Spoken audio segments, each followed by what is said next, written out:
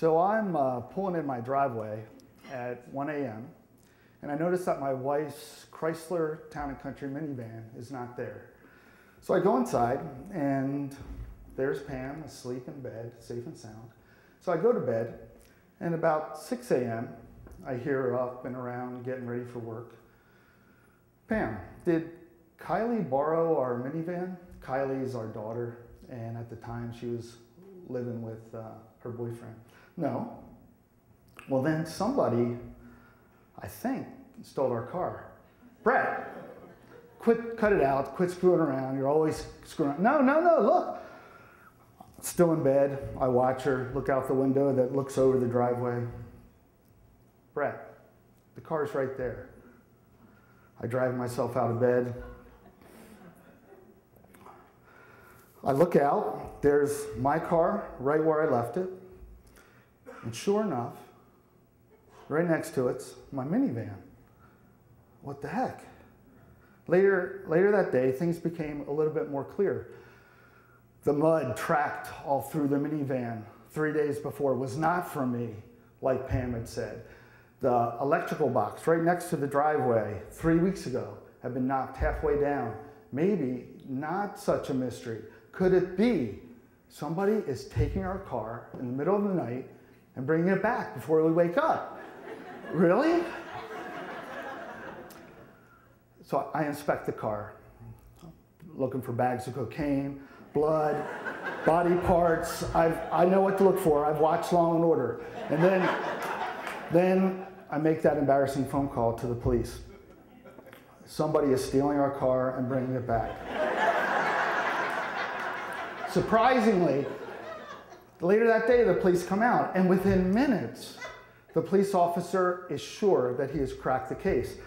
A teenager took the car that Pam had left hidden in the car and gone on joyrides. Mr. and Mrs. Daniels, we've arrested these juveniles repeatedly in their neighborhood. They look for unlocked cars. They steal what's ever inside. You must have left your car unlocked, and they hit the jackpot, your car key. Please consider this proposition. Leave your car in the driveway. We'll catch them in the act, give them a felony charge, and we'll teach them a lesson for good. Pam and I thought, yes, let's nail these punks. Operation Justice in action. We recruited neighbors, friends, family. We rang the bell for justice far and wide. Days passed, weeks. Everybody lost interest. I wake up one night on the sofa, the Monday night football game that I fell asleep on, it was long over. I'm heading to bed, and just out of habit, I look out the window. Pam, the car, it's gone. Wake up, call the police. I bolt out the door. I take off in hot pursuit. Turkey Hill, they gotta be there. Teenagers, midnight, they gotta be looking for Red Bull. Turkey Hill. 2 Turkey Hills later. Field of screams. It's October, misfit kids with nothing to do. Why didn't I think of this? Field of screams. I'm on my way there. I call Pam. I realized at that point I had abandoned her with these monsters loose. On the other hand, on the other side of the phone call, I hear sirens, all kinds of excitement. Bret, the kids, they came back in our car. They saw the police, and then they took off. The police are chasing them right now. I change directions. I floor it. I can help catch these guys. I've watched Starsky and Hutch. I can do it. So I look in the distance. I see flashing lights. I head toward them. They're getting closer and closer. I see police cars. I see my car. And then I notice my car's crashed. I walk up to it, two kids inside. They're uninjured, heads down, not happy. Months later, in court, I learned that Austin, an 11th grader, had taken our car 6, 7, 8, I think he lost count, I'm not times. And he picked his girlfriend, Ann, a 10th grader, picked them up, they bonded, and then he returned the car. Yes, my beloved family Chrysler Town & Country minivan had become Austin and Ann's shaggin' wagon. So that's my story. And the story to me has become more than a what's wrong with these kids today shag and wank story.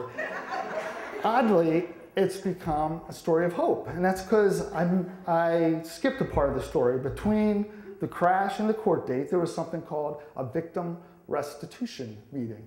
So I was there, Pam was there, Austin's dad, and her mother.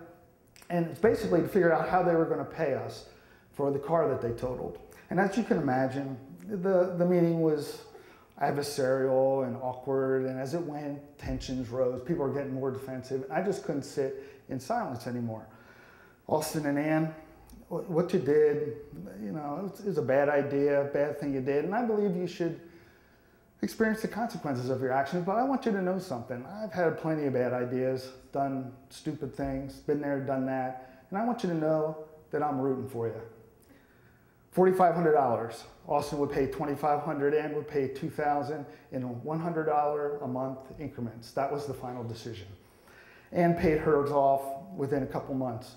And over the next few years, Austin's checks would trickle in, some months yes, some months no. And after each one, I would write Austin a quick note.